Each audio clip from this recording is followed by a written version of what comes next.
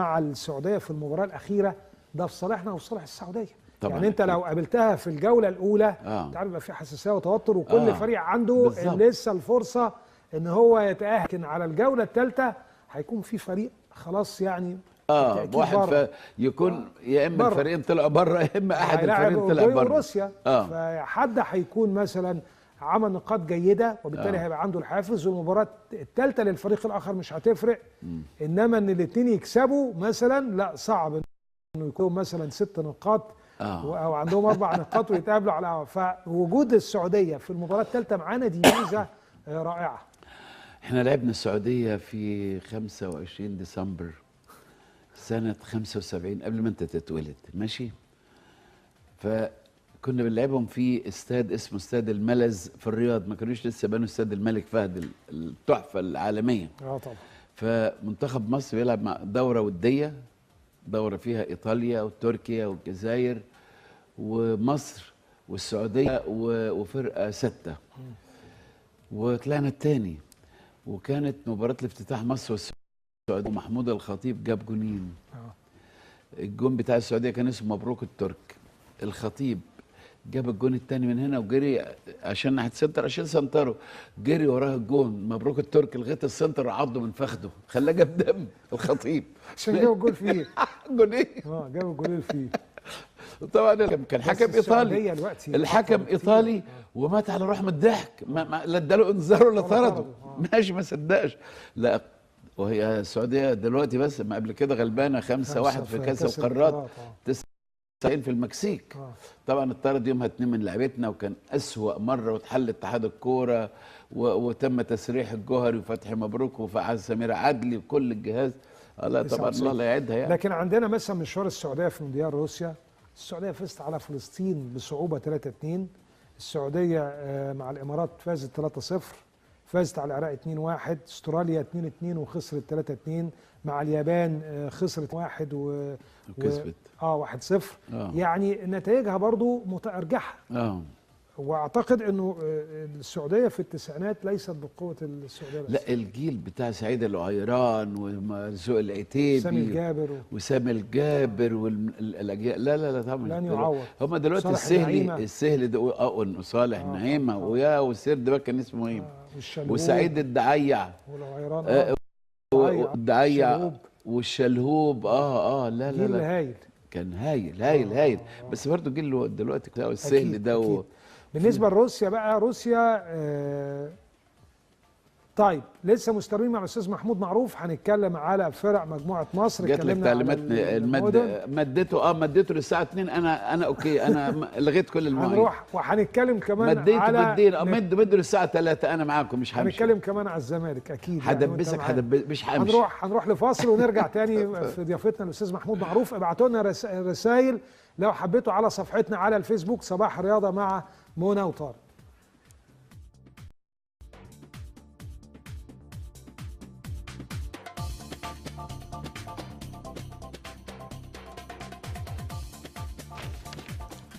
عودة من جديد أعزائي المشاهدين، ولقاءنا مع الأستاذ محمود معروف. اتكلمنا على كأس العالم وأسفرت عنه قرعة كأس العالم في روسيا، اتكلمنا على مجموعة مصر، اتكلمنا على المشكلة الكبيرة جدا اللي هتقابل منتخب مصر وهي بعد المسافات بين المدن. كان كل البطولات السابقة المباريات دور الأول بتلعب في مدينة واحدة، فالفريق يلعب ال3 مباريات ويبقى خايف يقول لك أنا أطلع أول مجموعة عشان أفضل على نفس المدينة. لا، هتبقى كل مباراة بينها المدينه اللي في المباراه الاولى والمدينه اللي في المباراه الثانيه 1700 كيلو، وبين الثانيه والثالثه 1600 كيلو. فكان الله في العون يعني. طيب استاذ محمود، برضه ما ننساش الفرقه العربيه، خاصه ان احنا الحمد لله لينا مشاهد قوي جدا في المغرب ولينا مشاهد قوي جدا في تونس. عايز ابدا بالمغرب في المجموعه الثانيه. انت عارف يعني انا نقطه ضعف المغرب. المغرب معاها اسبانيا والبرتغال وايران، والغريب انه صباح يوم القرعه موقع ماركا الاسباني، ده اكبر واشهر موقع في اسبانيا، كتب ان المغرب واسبانيا والبرتغال في مجموعه واحده. انا عايزك تديني ليها تفسير. هل ممكن انت تتكهن انك تجيب 3 فرق مع بعض في مجموعه واحده وموقع كبير زي الماركا؟ لا، ما فيهاش تكهن بقى، ده بقى لعبه ملعوبه. اكيد ما تقوليش بقى الكوره السخنه اللي قال عليها مارادونا. بالظبط كده، الكره السخنه الكره البارده. اسحب السخنه، يتفق مع 8 بالظبط كده. اسحب كذا. لا واضح. اولا هي فيها لعبه ان هو اولا ما فيش فريقين من قاره واحده يبقوا في مجموعه واحده. دي كويسه، بس واضح انها لها ده جيران كمان، ده اسبانيا والبرتغال. لا بس القربه لا لازم تحط فرقتين، لانه انت عندك 14 فريق و8 مجموعات. لكن البرتغال واسبانيا الامور كده صعبه ولا ايه؟ اولا انت عارف انا بعشق المغرب دي، مش عايز كلام. المغرب دي اكتر زي مصر والمغرب دول، ما يعني كلنا بنحب المغرب وتونس والبرتغال هي اللي اكتشفت المغرب على فكره. كان في وقت زمان كريستوف كولومبوس، طبعا انت ما تعرفش مين كريستوف، كان بيلعب في البرتغال. كان في كوره سنه 1500 وحاجه. فكانوا رايحين رحله يكتشفوا العالم الجديد، او اللي هي امريكا الجنوبيه، مش امريكا الشماليه. جايين من البرتغال كده، منطقه اسمها الجرف. الجرف دي بالبرتغالي والجرف بالعربي نفس الكلمه. انت عارف في اللغه ده في عيله الجرف كمان هنا في مصر. اللغه الاسبانيه والبرتغاليه فيها حوالي اكثر من 500 600 كلمه باللغه العربيه. فطلع من الجرف دي متجهين جنوبا، رايحين من البحر من المحيط، هيكملوا يعدوا بقى لغايه ما يروحوا عند امريكا الجنوبيه. فهم ماشيين بقى لهم مثلا 8 ايام بالليل وبالنهار مش شايفين، معاهم العدسات. فنبطشيات بص كده، فبص قال له اوه كاسا بلانكا، كاسا بلانكا. كاسا يعني بلانكا بيضة بالاسبانيه والبرتغاليه. بلانكا يعني اللي هي بلانش بالفرنسي، يعني كاسا بلانكا يعني في قبه بيضه. بعد طبعا ماشيين في وسط المحيط ومفيش حاجه خالص، تفوت جزيره كده لكن يلاقوا مدينه وحاجه بيضه. قال له كاسا بلانكا في قبه بيضه. قعدوا يجروا، ومن هنا جت كاسا بلانكا، بقت كازا بلانكا. المغرب المدينه الدار بيضه، كازا بلانكا اللي هي كانت القبه البيضاء. المغرب موجوده من الاف السنين يا استاذ محمود. وليها المغرب. ايوه ما انا بقول لك. لا مش من الاف قوي يعني لا المغرب. لا الكلمه الكازا بلانكا دي جت كازا بلانكا. الكلمه ذات نفسها. الكلمه هم المغاربه بتاع البرتغاليين هم اللي قالوا عليها واطلقوا عليها كده. سموها يعني، سموها كازا بلانكا. لكن كمان عشان كده امريكا الجنوبيه كلها تتحدث الاسباني باستثناء البرازيل تتكلم البرتغالي طبعا. طب كيف ترى المجموعه بقى؟ معاهم ايران طبعا كمان. المغرب يعني ادائها في كل البطولات العالميه اللي شاركت فيها رائعه جدا. مميزه جدا جدا جدا، وكان عندها اجيال المغرب يعني جيل 86 اصدقائك كانوا كلهم وجبتهم هنا. والزاكي جم لعبوا في الدوره والبياز وحداوي. جم يعني كنا قاعدين كنت قاعد مع محافظ اسكندريه المستشار السيد الجوساقي، وكان عايزين يرجعوا الدوره الصيفيه. وقالوا نجيب فرقه مش عارف. قلت لهم نجيب فرقه من المغرب. قالوا طب ما نعرفش. قلت لهم انا اتكلم. رحت مكلم الحاج محمد المديوري، كان اللي هو رئيس الحرس الملك الحسن الثاني، وقلنا له عايزين فريق مغربي يجي يشترك في الدوره. قال قوي يا سيدي كل سرور. وراح جاي فريق الكوكب المراكشي. كان صيف 6 بعد كاس العالم على طول. وراح جايب معاهم بقى كل اللعيبه بتوع المغرب اللي هم كانوا في كاس العالم، جم مع فرقه الكوكب المراكشي كلهم. وطبعا عايزين نروح نشوف الفنان عادل امام. الفنان عادل امام ماشي، احنا بنحب عادل امام وصفيه العمري. بالليل امبارح انا كنت في حفله سفاره الامارات امبارح، قابلت مين؟ صفيه. قلت لها ازيك يا محمود؟ ازيك؟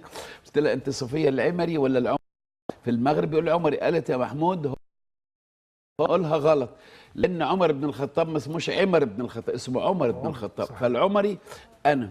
فهم هناك دخلوا واديتهم عند الفنان عادل امام، كان بيعرض اظن الواد سيد الشغال. يا لهوي طبعا طلع عادل امام بره الاسطره مقفوله. طلع عملوا له تكريم العام قبل الماضي. طبعا قلت له لو المغرب هيشيلوك فوق كتافه. لا بيحبوه. راح مهرجان تطوان، رجع قال لي يا محمود اللي انت قلته مش نص اللي انا شفته. طيب الجيل الحالي بقى. فراح طالع عادل امام على المسرح قال سقفوا للناس اللي شرفونا في 86 وسطيكم نجوم منتخب المغرب يا دي عندهم جيل مسجل. 98 كان مميز كمان. طبعا. كماتشو ومصطفى حجي وبصير صلاح الدين، كان جيل مميز. الجيل الحالي بقى هو في وجود رونار ممكن يكسب اسبانيا، يكسب رينار المدرب الفرنسي. ممكن يكسب اسبانيا، يكسب. ما انت عشان تطلع تعدي الدور الثاني لازم اكسب ماتش، لازم تضرب حد من الاثنين. يعني ايران ممكن اعتقد يكسب مليون المكسب ايران ويعمل تعادل مع الفريقين التانيين. كده زي ما انت قلت يا استاذ محمود، احنا نعتبر مجموعتنا طبعا يعني قياسا بلجيكا بلجيكا دي من احسن فرق العالم، والبرتغال واسبانيا. يبقى لا ده احنا فعلا يعني رؤيتك ايه لمنتخب تونس؟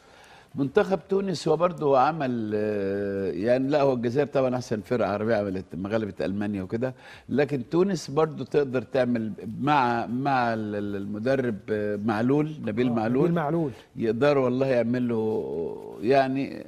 هو طبعا هي يعني تونس يا لو عملتها وكسبت فرقه من الثلاثه اللي معاها شيء رائع.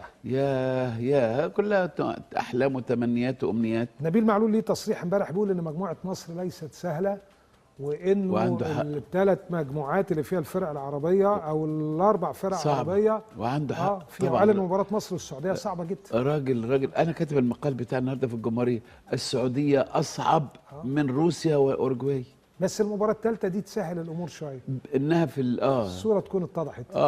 يعني كلام نبيل كلام واقعي وعقلاني يعني جاي تيفو اللي هو الدخله يعني اللي رفعته جماهير نادي الهلال في مباراتها مع المريخ. الدخله بيقولوا عليها تيفو. طبعا هم كسبوا الدوري، بنبارك لهم وعملوا مردود كويس وفازوا على المريخ. اللي هو الهلال ده اللي هو النادي الاهلي هناك في السعوديه. هشام محمد عرض لك استاذه منى عبد الكريم تردد انها رفضت الانضمام لقائمه الكابتن محمود الخطيب لانه اشترط ترك الاعلام والتفرغ لعضويه النادي، وهي التزمت بالتمسك بعملها كاعلاميه. طبعا مظبوط. لا عندك حق والله، برافو عليك. محمد خليل صباح الخير، معاك محمد خليل من قريه مزغونه. ممكن استاذ محمود يكلمنا عن فرص منتخب مصر في كاس العالم واخر اخبار الزمالك؟ هنتكلم عن الزمالك بقى. الزمالك هيمثل منتخب مصر في كاس العالم عشان يرجع بدري، يعني نرجع بدري طبعا. فرص مصر كام في المية؟ لا فرص مصر الطبيعي ان الاورجواي تغلبنا، ان روسيا على ارضها تغلبنا، ان السعوديه، لكن في هذه